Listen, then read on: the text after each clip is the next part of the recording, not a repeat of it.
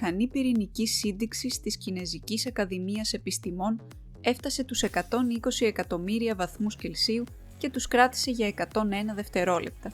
Το Experimental Advanced Superconducting Tokamak ή EAST κράτησε ένα βρόχο πλάσματος για μεγάλο χρονικό διάστημα και το 2017, αλλά η θερμοκρασία έφτασε μόλις τους 50 εκατομμύρια βαθμούς.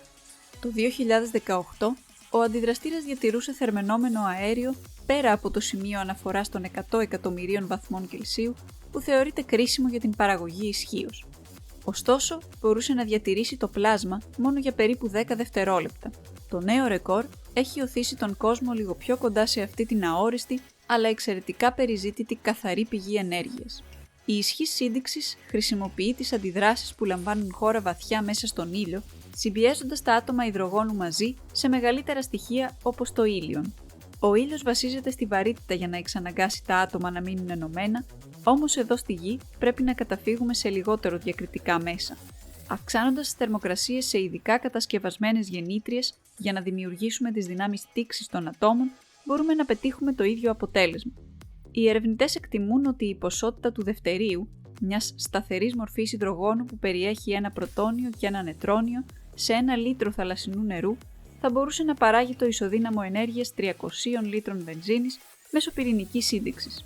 Χρειάζονται περίπου 300 επιστήμονες και μηχανικοί για την υποστήριξη και τη λειτουργία της πειραματικής εγκατάστασης όπου βρίσκεται το EAST. Αυτός ο μεγάλος μεταλλικός σωλήνας σε σχήμα ντόνατ έχει μια σειρά μαγνητικών ποινίων που χρησιμοποιούνται για τη συγκράτηση υπερθερμανισμένων ρευμάτων πλάσματος υδρογόνου γύρω από τον πυρήνα. Η πρόκληση είναι να κρατηθεί το πλάσμα στη θέση του για αρκετό χρονικό διάστημα ώστε να επιτευχθεί σύνδεξη.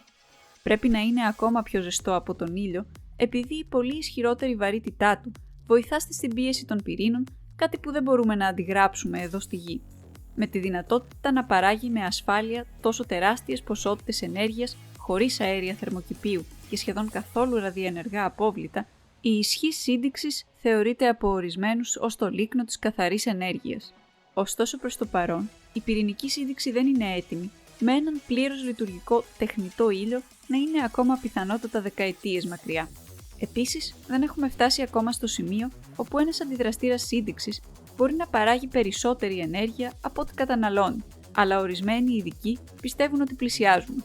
Φυσικά, όλες οι κυβερνήσεις ανά τον κόσμο πρέπει να υιοθετήσουν από τώρα πιο βιώσιμες και οικολογικές πρακτικές, ώστε να διασφαλιστεί το μέλλον του πλανήτη μας.